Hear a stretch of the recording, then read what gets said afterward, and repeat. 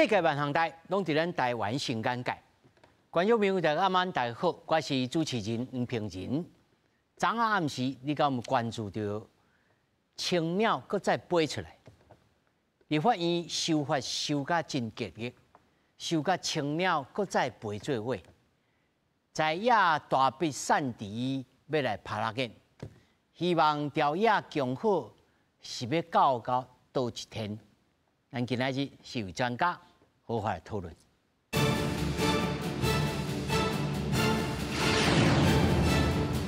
首先，小介现场的来宾，头一位台北大学公共行政学系教授刘家维。主持人好，各位观众，还有我们现场来宾，大家好。第二位公民监督国会联盟执行长张宏林。主持人、大家观众朋友大家好。第三位是咱资深媒体人谢和日。大家好，大家安。第四位是资深媒体人陈明峰。大家好。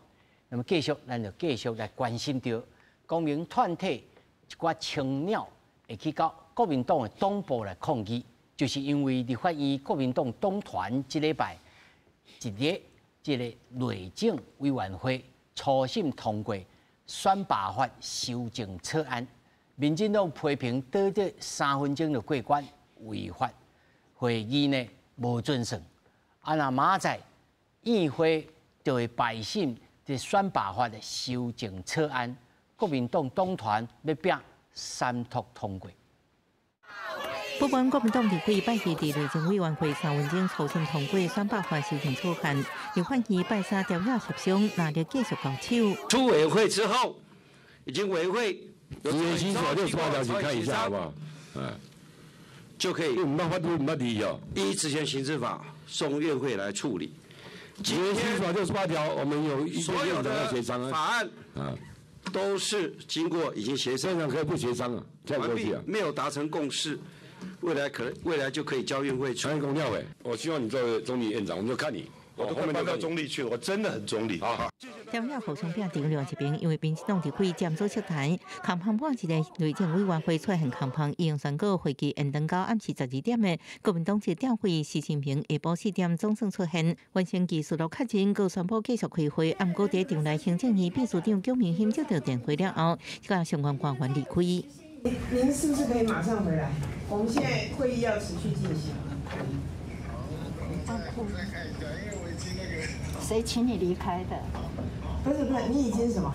你已经他说他要再看一次，可以这样。我现在要开始会议，你是得到错误的资讯是不是？谁跟您说可以离开的？张总立委今年对空气质询真不满提出谴责案，向下北山所有行政院预算拜5议会要排审选罢法、宪法诉讼法甲在违法修法，国民党团要拼3度，提早伫议会外口备战。民团阁号召青鸟伫国民党部甲立法院就会抗议，对调解对立严重。洪胜总统赖清德伫民进党中常会表示，希望立法院议案审查应该充分尊重民主定数，调解有更较侪时间空间讨论甲协商，才是真正民主之道。记者综合报道。咱今仔日差不多有1点钟的时间吼，因为立法院我相信真侪观众朋友看到安尼拉杯吼，你听落会亚线。不过因为这内面有几条大条啊，明仔可能有冲突的表决，或者是讲事关到你我的权益，所以呢，咱这1点钟的时间好好来讲起。那么首先就是关于到这个选罢法的修正草案的争议，甲罢免案。伊要改啥物呢？头一个大家就想，应该有所知的，就是讲，你若要甲罢免，你就要比伊当初时所选举得票数加1票，你才会当甲罢免掉。哦，头前个咧免讲啊，这头一个。第二个就是讲，无满一年的这个当选人，你被当来进行着提议。或者是连署的罢免，这2项。那么当然过去也有迄个当选票数比这个罢免票数加差不多5万票左右的韩国人。但是这到底是合理也无合理，还是讲其实拢是看，但是当地的这个民意那些，因为我查了足济这可能要请老师先甲咱讲，我查了真济资料。拢无对这个物件讲有一个学理的这依据，就是迄个所在的这个民意，那安尼讲，人伊就安尼准煞。老师安怎看？好，这个罢免跟选举，其实是我们国内非常争议的一个问题。好，那现在这个罢免，因为它从2016年开始做了一个修法那现在大家又觉得说这个罢免太简单了所以就是我们的这个国民党就是这个在野的部分就提出一个比现在更难罢免的这个方法。那我们通常就称它说是一个+1嘛就是罢免的这个票数要多于这个多于票。好，那这个+1的法案到底合不合理啦？那我们可以从整个台湾整个的这个罢免发展的这个进程来看，因为刚才主持人讲说，其实没有什么太多学历，因为我们可以看到世界各国他们对于罢免其实是有不同的这个做法。好，例如说美国来讲的话，它各州的罢免的制度也不一样，因为它是联邦制。好，对，那所以台湾当然要看我们自己的民情是怎么样。那过去就是罢免太难了，所以我们就松绑它，那就把它变得很简单。那现在我想是一个综合的版本，好，就是以前很难，然后后来又变得很简单，那现在又变成一个中间的一个方式，好，所以这个可能就是台湾发展的一个进程，就是一种正反合的这样子的一个做法。老师认为，今麦这个要来做的这个版本，算作是中间，中间的困难度是在中间的意思。对，在中间的。那有的人是感觉讲，这若要，伊是看最后的结果啦。讲这有当过关的人，迄个人一定是去予人民安尼喷水啊、冲才有可能。若无才是真罕。老师有安尼认为吗？现在也不一定，比如说他现在没有分单一选区跟那个 SNTV， 就是复数选区的部分，他没有分。那复数选区的部分有可能变得很简单因为他现在复数选区，对，所以他多席次的嘛，他当时当选就没有很多票啊。但是安尼啦，所以有可能里长就真麻烦。对，里长是很有可能，这种单一选区的会比较困难一点。郑长你安怎看？是，当然咱讲咱的罢免原本就是宪法，甲咱讲咱的权利啦。当然这会使好好来讨论。今麦咱过去看到咱，不管是咱过去讲到立委的咱的职权行使法的部分，拢是咱讲到无好好来讨论。咱有人讲免罢免啦，因为咱4年一届的选举嘛是一种罢免，就你若做无好，我就甲你换掉。但是咱用一个概念，为什么咱会讲什么？你爱比以前什么加一票，你才会使甲伊罢免？那安尼国民党后摆定一个内规啦，的国民党主席要连任，没有比之前多一票就不能连任啦。表示你无互大家搁我支持你啊，这就是奇怪。你就是咱有这个罢免的权利，就是你有可能我感觉互你骗去啊。所以我要来行使我的权利，我要把你的权利给收回来。我哪会袂使收回来？所以我讲这恶质的部分，我要甲大家报告。咱即马这个罢免的权利，唔是两党相的权利我要提醒大家罢免的权利是咱人民的权利，是等到这个代志，这是咱人民甲政府甲一寡代议的政治人物咱之间的权利。你即马甲咱剥夺，唔是去剥夺民进党罢免权利，你是甲咱的权利摕掉呢？咱先停一下我问你互观众朋友，你也来说明一下，就是讲是安怎加一票，你会认为是甲咱的罢免的权利收的？简单讲，罢免的意思就是我发现你不适任，你为什么会使用不对等？比如讲，咱柯文哲，我以这个例来讲，柯文哲向用即马小草，咱来用比例来看。柯文哲在过去民众党的支持度真高啊，但是咱即马民调，咱来相信民调的科学民调来讲是较低啊。那照安尼讲，咱若今仔日那比如今仔日柯文哲是主席，还是就一个官的位，咱感觉咱明明发现你有做一寡代志，结果讲歹势，无你无加较侪票，你无办法甲扭落来。其实咱过去节目当中嘛有讲过，你看到台湾就像老师头讲到，虽然甲迄个罢免的门槛甲降低了后，但是嘛无遮尔容易啊！你感觉台湾民众有这100想赢，国民党讨厌人嘛足多啊，敢有遮容易来？民进党嘛真多有人讨厌，拢正常。所以我讲爱提醒大家是用罢免的权利，是甲咱人民的权利提走，这大家也知影。因为若未来共款民进党有你讨厌，咱感觉做无好的这政治人物，你共款无工具甲摕落来，这严重伫这遮，这毋是政党之间的竞争。这是甲人民的这个权利甲提走，这嘛是为什么大家真生气的这原因。何志你安怎看？我先解说一下吼，即马选罢法即马有两部分啦吼，一部分即马的院会不是讲这个门槛，迄是讲你联署的时阵爱附身份证，就联署变得比较难，比较严谨，较困难吼。啊，这个我感觉是有道理啦吼，因为很多其实联署现在都嘛真正吼被罢免的人吼，较无遐有诶无诶啊查证。即马阮咧讲这门槛的这个代志吼。是刚刚出委会，还未到院会啊，起码还未出，无被出。还未去议会啦。还有一个月。这内底迄讲过，够别项吼，比如说，我们现在规定选前10天袂当公布民调，吼，以及即马改做3天，我是感觉有道理啦，因为即马中选会是从严解释啊，你咧脸书写一个，我感觉某会赢3%，嘛是你感官艺术对啊，就说。他已经伤害到人民的言论自由。你问我吼，我是刚刚10天拢提了啦。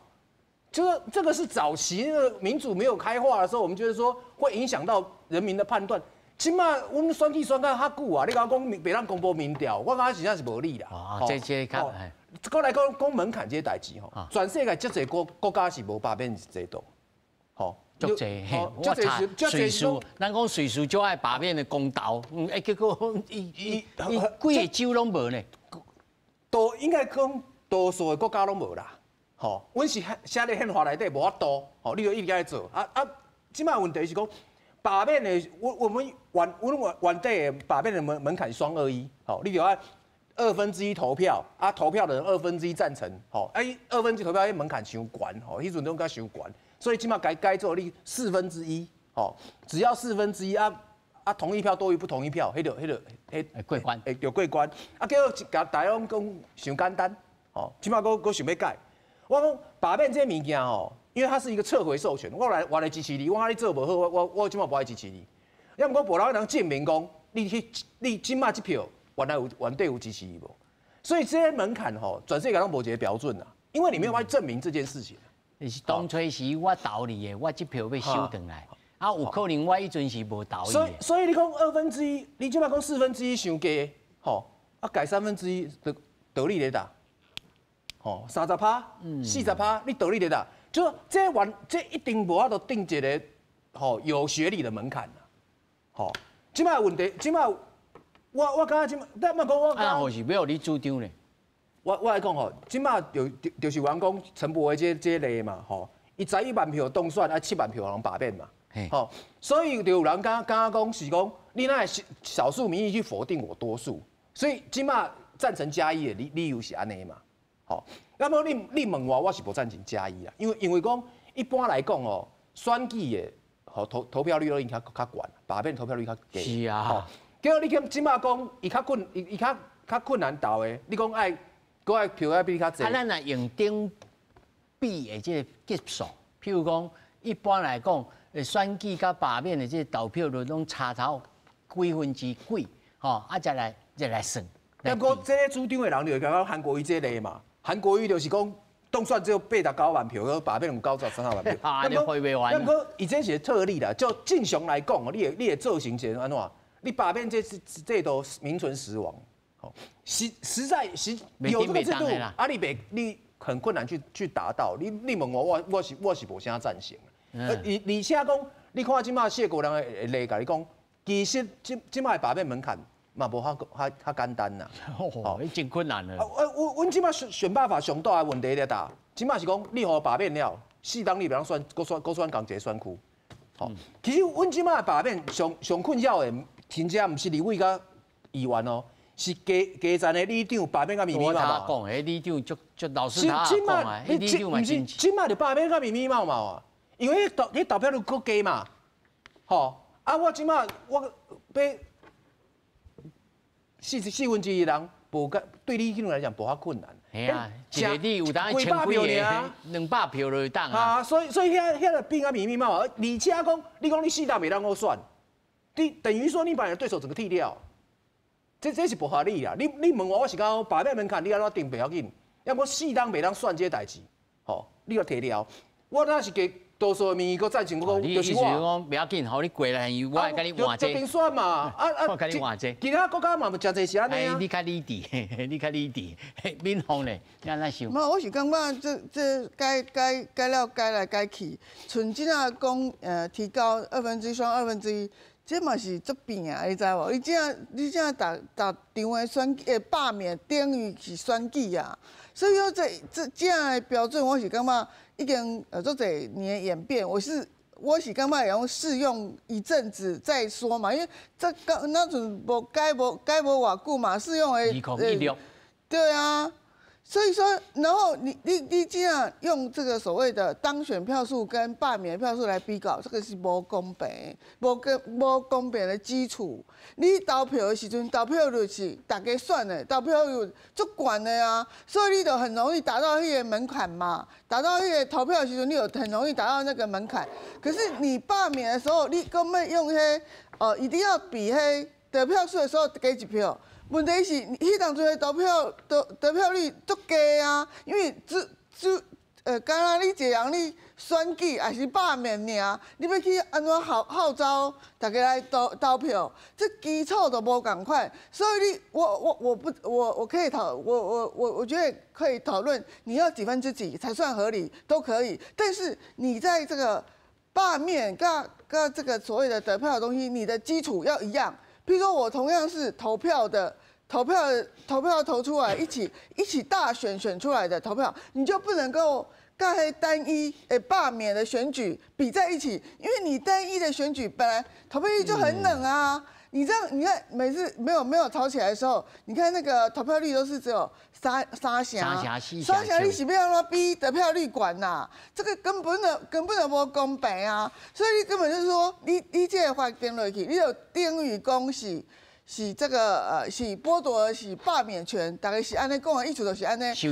因为你基础根本就无共，无你有规定嘛，有一人罢免，全部人都罢免，然后不是啊，那你就基础都一样啊，全部都是投入一场选举，伊的投票率也都拢共款呐，共款的基数都拢共款。看你用罢免多一票无？对啊，无你大家都讲你补选选做排选的，为什么？补选也是单一的人在选举，你补选嘛是3峡、4峡的得票率啊，得票率嘛。啊，你这样罢免的人数要比得票人数，那个基础根本不赶快，这个是什么法理？我根本不懂啊。所以我觉得这样子很不合理啦。我想这很就播种，再请老师讲。我想哦，这咱大家咧讲这代志，咱通讲到有一寡，咱讲到一个议题，咱应该界定。因为咱的罢免，其实应该安尼该想，这是重新再做民意的调查的意思。也就是讲，虽然迄阵我投票，但是几年后我感觉，当然伊做好做歹，咱社会来公平。但是我感觉今仔若通过，我再一次行使，这是相对哦。我甲大家报告。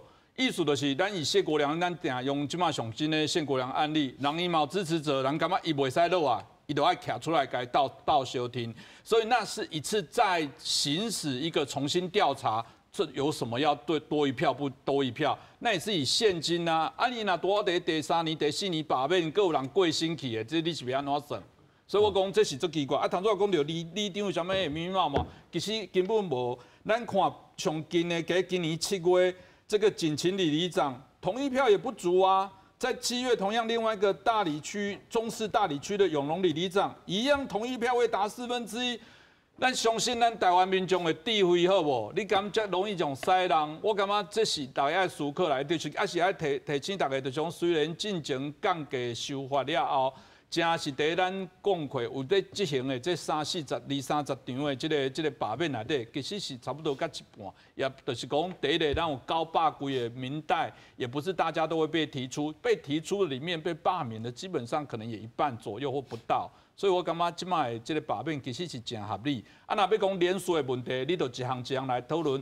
其实过去有调查，等到是要罢免绿营的、民进党的那个联署的票有问题的，反而比较多啊。这样就讲的这吼，我提这个例来问请教老师啦吼，因为我知影加州吼，这100年以来吼，提出罢免的100几项，结果有成案的，我所知的超20几项，啊，若真正有成功的，更较少。啊，当然伊嘛是共款咧罢免啊，咧喊啊，咧叫啊。啊，就我这呼应讲，行政所讲讲啊，就罢免嘛。啊，相信人民的智慧，这敢有可行性？人民的智慧我想可以反映在投票率上面。好，刚才那个几位来宾有讲到说，其实，在罢免的时候，投票率可能会比较低，因为只有一个人被罢免。但是如果我们想说，我们的公职人员，这个立委或是县议员还是里长等等的这些现在在位的人，如果他真的很差的话，那我们应该人民就要集结这个力量，好去罢免他。所以这个是人民的智慧。那如果他真的这么差，这是十恶不赦的话，好像我们看之前这个韩国瑜，好，他的这个罢免得到的票数就非常高，高于门槛非常多。所以像是这种这么可恶的，让大家觉得落跑的，那一定就是会出去。这个就是人民的智慧。好，那陈柏惟这个，那其实他就这个就比较冤枉。如果在现在的制度的话，他就不会被罢免，因为他当时的罢免票是7万多嘛。好，那他得到的票数是11万多。所以如果改成这个+1的话，那他就不一定会被罢免了。好，所以我看就是人民的这个智慧真的很重要，就是呼应主持人讲的，如果人民在他判断这个候选人，他真实去看他做得好或是不好，而不是说，现在好像变成说大家在看说哪一个人可能会被罢免，去挑他的选区来罢免，应该不是这样子，是他真的做得很差的话，那人民就会起来了嘛。那这时候投票率就会起来了。但是这也真歹讲，因为就我要请教侯姐吼，因为咱也观察这个政治啊，足久啊，做记者足久啊，两位吼，这罢免的时阵，如果你若无政党在后面支持社会动员、组织动员，你要靠公民团体，甚至你像贾国良这摆，伊这个根本的公民团体，伊就无公民团体，拢一寡囡仔班啊。我唔是讲因不足成熟哦，是讲因真辛苦咧组织，但是你无经验，嘛无这个人脉啦，吼，要创啥物代志吼，阮真侪记者去问吼，问半讲问无啦，所以伊当然在伊个罢免的动员顶头，伊就无法度。啊，这个罢免敢有意义？即马对罢免来讲，我拄仔讲，我是无赞成老师拄仔讲迄是新的民调，毋是这个代志啦，毋是这个意思，迄就是撤回授权啦。迄决定一定是撤回授权，毋是讲你即马民调低啊，所以你就应该要被罢免，这无理啦。就讲我唔对，我唔是的意思，我的意思是讲，迄重投票就像是重新民意调查的形式，我唔是讲民意第一才罢免，是重新投票。你想无你甲讲唔对，我甲你讲。罢免绝对唔是重新投票。你先我讲，罢免唔是重新投票，迄是撤回授权，学理上是撤回授权啦。好，迄不是重新投票。如果变成重新投票的话，就变成延长赛了，迄无理啦，对不？我即马，你安尼讲，我才想到，像加州的罢免吼，伊是要罢免这个旧的吼，新的啊，赶快去选票顶头。民意再度，我的主张就是说，你把那个4年不能选拿掉吼，你都过去重新民意肯定嘛。我觉得这样比较合理啊，因为你起码是讲2党对决嘛吼，你罢免的这个就一定是这党上强的。好，你给他罢免掉啊，几乎就保证你会当选了。好，起码问题是安尼，所以变讲是讲，我唔是讲，我是把我最强的对手拉掉之后，我几乎就可以当选。当然，那个林静怡那个例子也不是这样，不一定，但是这个几率很大啦。好，那我要讲的是说，那今天来讲哈，你今天这个罢免制度。就是你刚刚讲的，一定要有进动的内底啦，吼！你讲谢国良这代志，吼，迄就是民进党甲伊尾仔抽转来嘛，唔敢停落嘛，所以尾仔就讲，你就差遮济嘛。所以我即马来讲，即马这个议题，即马是讲假议题，因为怎样？谢国良代志了啊，吼！国民党原来吼，你讲青鸟伫4月迄阵吼，国民党真正是真侪人惊半死啊！今嘛无这个气氛吗？今嘛无啊，今嘛我来讲，今嘛迄原来遐是一寡台中的啦、桃园的啊、吼、新科的啦，吼，真正有咧惊。吼，迄阵你毋是讲，阁有人在程序委员会跑票有无？你今嘛去问，吼，迄新科拢无咧惊。谢国良一个咧囥咧遐，我是比谢国良较歹。哈，所以我来讲，真正是有人惊。今嘛是讲国民党团家己咧起笑。吼，即马你问迄立委，你是讲啥起笑？是就党边的起笑啊，党总召起笑。即马就讲，即摆讲你问迄立委，真正无咧惊。同款的讲青鸟，即摆咧讲我要大罢免，吼，迄嘛是怪。我讲同款，甲谢国良同款啊。你民进党即摆唔敢停落，你即个今日罢免开始时阵，你赖清德那是无去迄台顶，吼，罢免嘛是同款袂过啦。民进党唔敢，无可能聊落啦。或者你的意思是讲根本就无需要来创这争议，看其他的正事紧办的安尼。因为讲我讲，起码大罢免是绝对袂过啦。因为你就想嘛，到台中的时阵，赖清德刚徛去台顶讲，甲卢秀燕对呛，对无？无可能嘛！啊，你这种骨势无出来，你是安怎过？迄绝对袂过的啦。无亲像他这个老师所讲的，讲无啦，伊这真正是做到天怒人怨啦。我是感觉呢，你若做到天怒人怨的时阵，你罢免的门槛可以再提高啊。但是我现在坚持的就是说，你的投票的基数跟罢免的基数，一起无赶快的代志嘛。你可以把罢免门额提到很高，然后真的是深恶痛绝、天怒人怨。罢到被死，然后你罢免还是可以过的话，那你就提高那个罢免的门槛，那就是单纯的只是罢免的票数而已嘛。那你现在把两个票数拿起来不一样的比较，我觉得这个在法律跟基础上根本的不合理的这个比较嘛。所以说，那你现在你头拄仔讲的谢国良代志，是尾啊，民进党无要参加啊。啊，不然这个为什么不然气氛无像电话上的会期那么肃杀的原因，是因为你这个会期不搞国会的扩权法案了，你的法案都是第一个你通过那个什么，你现在通过好像前几个法案都是比较民生的，大概对你国民党无叫你反感了嘛，反倒你行政部门。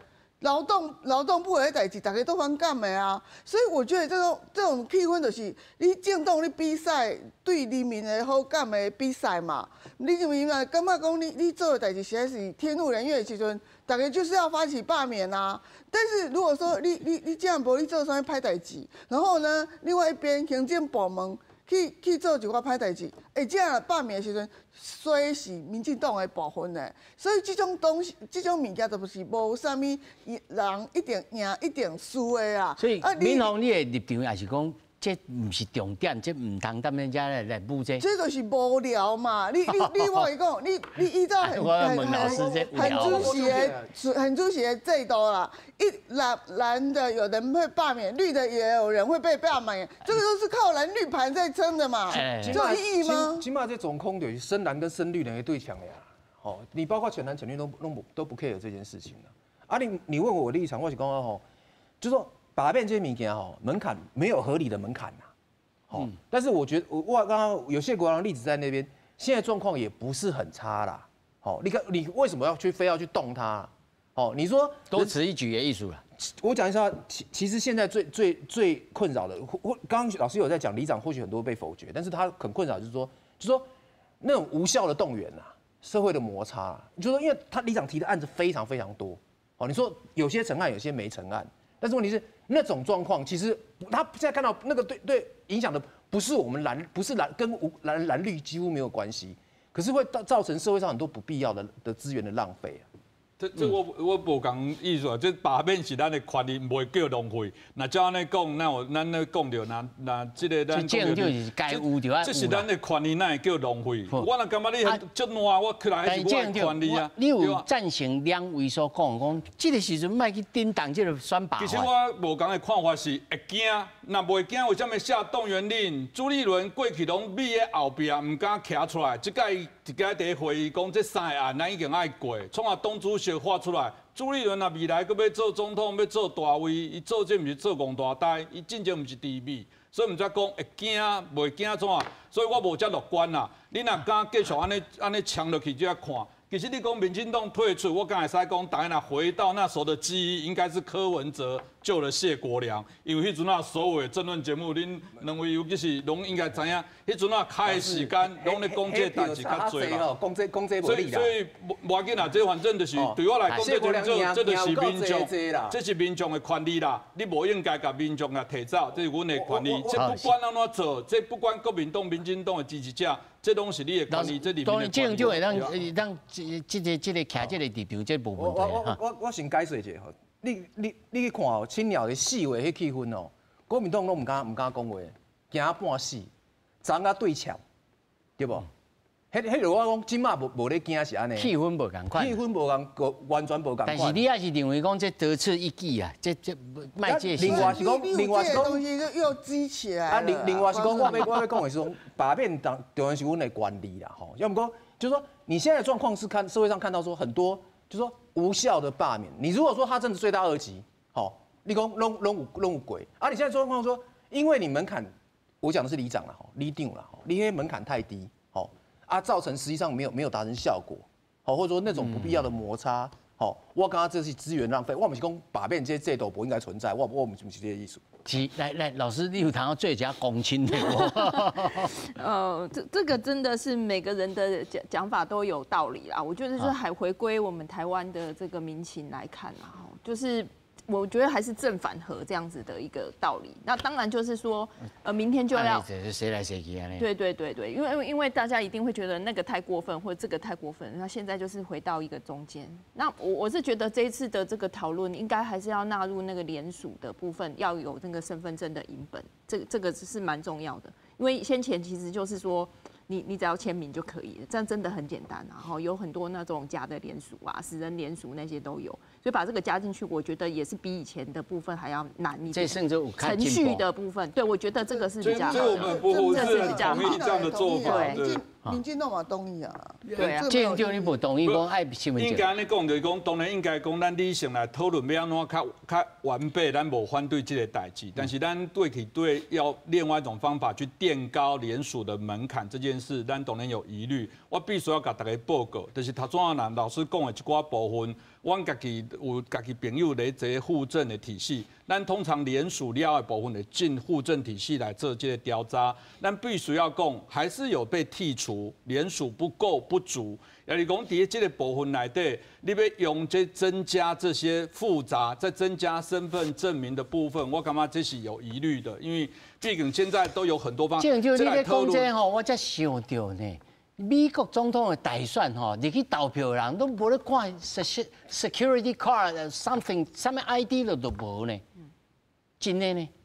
我真侪住伫美国的这个公民朋友啊，我讲啊，你有接受？无，完全无。我是觉得这个要统一啊，就是公投的联署，还有选举，比如说现在那个候选人，对，全部要一样，选举联署和罢免的联署都要一样，因为有身份证是负责的表现。因为以前查到太多那个假的联署。但老师你讲较济哦，四位讲较济哦，我咧想讲啊，这摆讨论那无请四位入去。参加意见，那就速那就你不上这议会啊？主持人也要去啊？不。国民党的代志啊，足奇怪啊！国民党为什么1分钟来通过？咱讨论拢袂用讨论，我足奇怪。我是感觉讲，大概吼拍，好主席台你多数啊，我该验的人验的，然后我宣布通过，这样子也有一个合理的，合理，因为你可以让其他的党的委员继续开会嘛。那你这是不让？立委有剥夺其他党立委开会的权利吗？应该是无吧。那何止呢？你看到迄现场的情形，但有人咱头有讨论过啦。有人讲是人去炸掉，有人伊讲无啦。你8点到9点，你人报道你哪买入去？我是感觉吼，我是感觉，因为这个即马咧讲这就是感觉票数这代志，感觉我拄仔讲的迄民调，北当公布民调的代志啦。我是感觉。国民党这些代志真正无，我就讲这是假议题嘛。你根本唔知记啥货啊？即摆就讲青蓝甲深绿的，然后等下，因为我想说，多数国民党立委不向上会，真的有急迫感啊。吼啊，其实讲你即摆青鸟大罢免，我感青鸟长咧讲迄吼，对民众来讲绝对大伤啦。你即摆霸凌案无敢密麻麻，就案例经济迄代志，你要甲我讲你国民党立委罪大恶极，你要让他说服民众说，或者你认为这个气氛未好？气氛无去啊，无啦，无气氛啦。我讲青鸟去打败了，青鸟就消风啊啦。天气太冷有差啦。哦，天气寒流哎。老师看不信啦。因为今天大罢免要投票，应该是差不多每年至少差不多5、6月啦。但是除了这罢免法吼。我看啊，佫真侪人事案啊，啊，甚至是军购啊，吼，啊，佫有啥财政收支未分法呢？其实是事关重要呢。咱即马已经总预算甲3条花，啊，佫无加即个国营事业的即个钱呢。其实是这库银内面是真济啊，这啊产地、迄产地啊，佫有即个原住民呢。是安怎即个立法院就无法度好好啊来一项一项来讨论，啊变做讲爱强行。当然，那过去民进党完全执政的时候，嘛有安尼强行通过，不过嘛有协商，嘛有讨论。到底这摆的过程有啥物必须爱来改进的？我先请老师咱一个一下讲。我是觉得这个明天要表决的3读这个法案哈。就是整个在委员会里面讨论太少了，好太少。那他现在讲的讨论就是只有在公听会的讨论，好，那委员会其实是很重要的一个部分。我们讲那个立法的3读程序里面，哈，这个我们红林啊，明天2读对，讲错，好，就是这个二读的部分，其实明天就是表决嘛，好，那3读就文字论事嘛，所以它其实是已经是2读就是最重要，如果它过的话，3读大概就不会有问题，所以明天是很重要的一个时间。那我是觉得我们委员会本来就是整个立法审议，它为什么要专业分工，分成8个委员会去讨论？就是因为它要把它分工分得很细，好，然后每个委员会针对它的专业的法案去讨论。那财划法，好，那就在那个财政委员会，好，然后选罢法在内政委员会，都在不同的委员会。那这个其实是有它的重要性。那我觉得我们现在的这个整个立法的过程，委员会的功能不彰，好，因为太少讨论，然后还有把这个执政党的关在外面这样的情况，就看谁先去占位置嘛。好，那我觉得这个是缺乏正当性的，好，缺乏正当性。那所以可能如果真的明天通过的话，很大机会，如果明天通过，那可能这个还是会释宪，好，还是会释宪。那这个释宪的部分就来再讨论。不过因为释宪它是没有审查那个立法程序的正当性，它是看说你现在通过的这个法案是实质的，对，好，所以这个部分当然是实质的审查。不过我觉得对我们公民社会而言，这个不是很好啦，应该实质讨论。那我觉得国民党他就是没有汲取上次那个国会扩权或国会改革的这个教训。所以老师你有切讲这青鸟有个背几家出来？我是刚刚想令啊，应该是背啦。我觉得这个，因为我们这个政治学有在讨论那个天气跟投票率的关系啊，我觉得政治动员其实跟天气也有关系。是啊，当然咱头讲到讲第一个部分讲，咱对一寡即马咧修法部分，当然明仔载要讨论咱讲3个重要法案，一个是咱今仔再讲选罢法，另外一个即咱的即个财划法，搁来一个是限速法。那当然每一个部分的影响当然真大。咱简单讲，就讲选罢法这部分，因为伊即卖这个程序的瑕疵，其实我必须要讲啦。有啥你若回到咱的这个最原始的部分，咱第一这个法规的部分就到，咱顶边的这个宪法法庭在辩证，就是在谈到这个立法过程的瑕疵这些问题是不是要处理？这明显就是重大，因为你把这个门关起，不爱互人这立委，迄是伊的权利，连投票来发言拢袂使，这绝对是无效违法的一个咱讲决议。即马问题来啊，咱总是有争议之后，就要再有我们讲的有宪政机制的设计来解决嘛。所以即马要求的部分就是伊要甲宪法法庭瘫痪掉啊。伊即马刷来搭配哦，你讲无要紧，咱若这个法规有瑕疵，咱就送给宪法法庭来做裁示。拍摄宪法法庭已经嘛，就是给你提高释宪的门槛，了我还好你通过人事啊，这不就在瘫痪国家吗？这对你们在讲要求，当然啦，有人乐观讲没啦，青鸟灭掉啊，人民不会激怒，我也认了。当然，这台湾民主国家就这样子，我觉得大家就整了桥吧。如果你们这么恣意妄为，按欧北北部未来，我相信这寡力量还是会反扑啦，因为我讲过。不管是罢免的权利，这甲倒一档无关，迄是咱人民有要这个权利。啊，得诉法当然这样就是不。限速法我必须要讲，第一宪法法庭人已经甲咱报告过，内底不管过去咱讲同志的结婚，刷来咱即马我拄到一个案例，就准备因要开记者会，因啥物代志咧？是咱性侵案的部分，儿少性侵有个追诉期。所以96年进前的部分，因为法官的部分无办法去对，人感觉讲这囡仔伊唔敢讲话，大人搁来维护，你是不是爱时间悠长？即马这要宪法法庭来讨论呢？讨论讲，第虽然来想这种性侵的时阵，是不是政府应该放长迄个时间，互因来做追溯？因为囡仔唔知，你连迄个囡仔唔知，这买钱掉咯。这东西，那宪法法庭要讨论。他现在在瘫痪宪法法庭，你讲这假要求，这样的政党，大家不生气，我认了。我就说，如果全民对这样的事情自己权利不关心，我只能说就是台湾的民主了。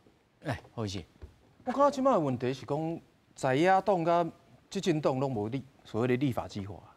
吼，你执政党敢有一回甲伊讲，我这个会是买啥无？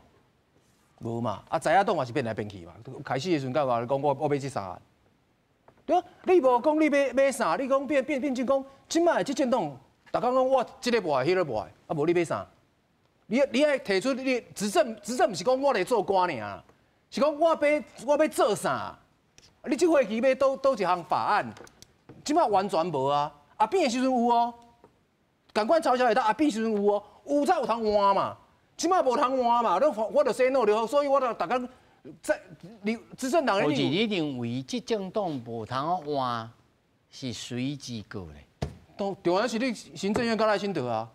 你无想讲我即摆要做啥嘛？所以我要做啥的时阵，我就要去推动我的法案，爱争取在野党的支持嘛。阿扁的时阵有哦，正是无，所以你看，变讲即摆你哪是无看到赖清德？你看伊讲民进党敢是在野党的，对无？大家咧反对，大家咧在拍。李焕英本来民进党在野党啊。我感觉这欧北讲吼，我甲大家报告一下，行政院有提出14大类21项，然后我们的立法院有提出，他总共有几大案？老师，他有提到4大预算案跟4大人事案，大家都内行人呐，不要讲那个台面话啦。人有你袂使讲无，你袂使讲人无，讲人无在想超话，你在有好无好，老师我跟你讲，讲袂使讲。老师你小在吼，我先和何志讲。迄物件是讲，我有讲，我有提供，我有送案去立法院，吼，这甲立法计划是两回事，吼，老师甲内行人大家卖来讲，迄立法计划是讲，你是讲人拢无方向，人我是讲人无立法计划，我拄啊会当调大人来出来看，我是讲无立法计划，立法计划就讲我什么时阵我倒一个案要过，吼，我倒一个案要过，这是叫做立法计划。我行政院提出来的案，包括立委提出来的案。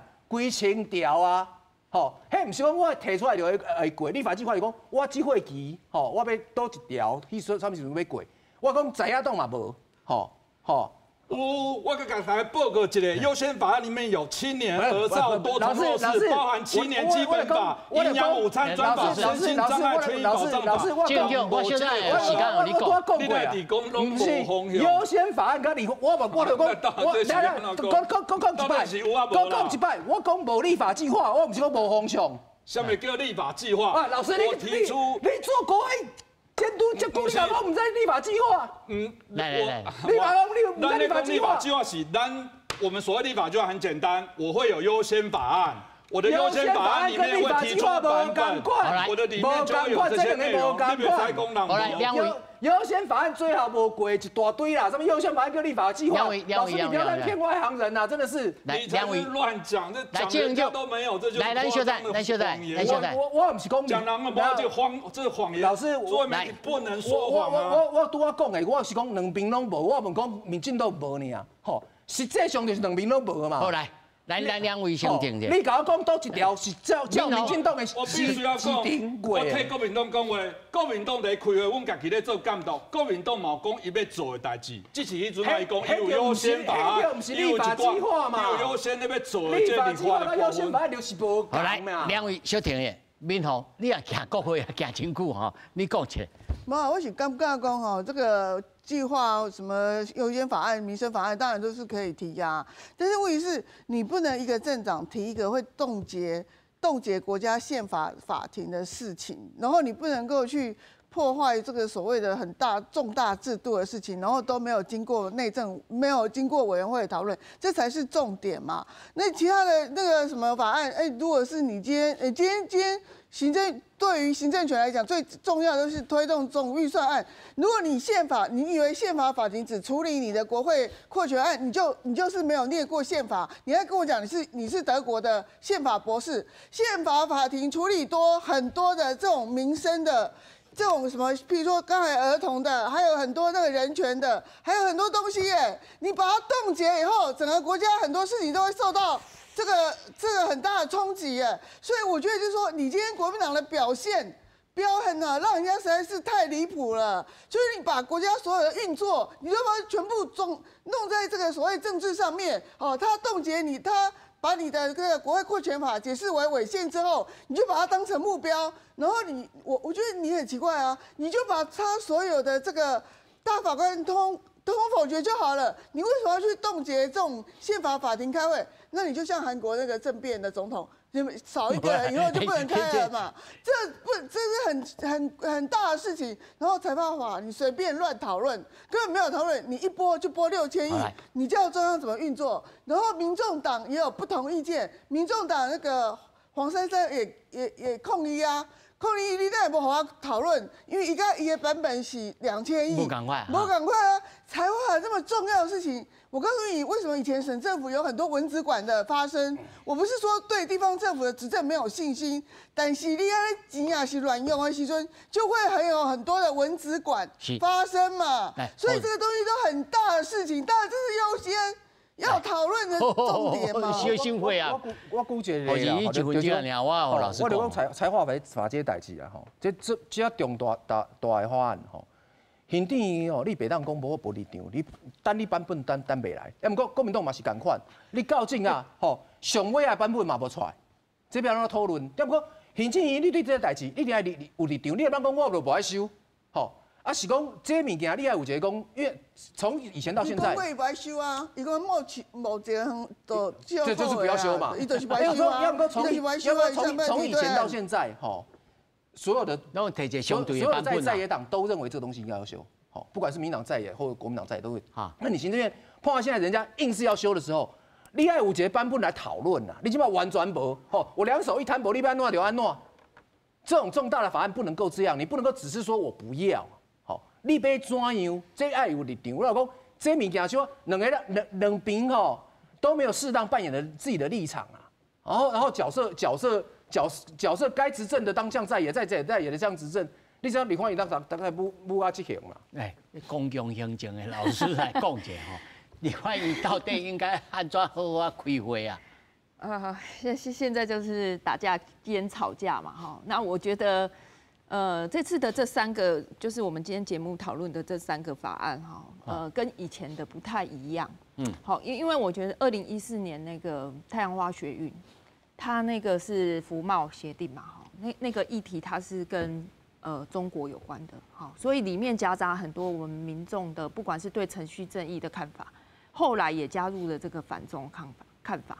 所以很多人就走上街头，那次就是有50万人嘛，好，那个先是占领，然后后面就是50万人走上街头，那是一个很成功的一个社会运动。那这一次我觉得民众没有把这3个案子当作当时的那个两岸服贸的，因为两岸服贸它是跟我们服务业最有关系。好，那这一次的这个好是高度政治争议的，那这个东西其实相对的。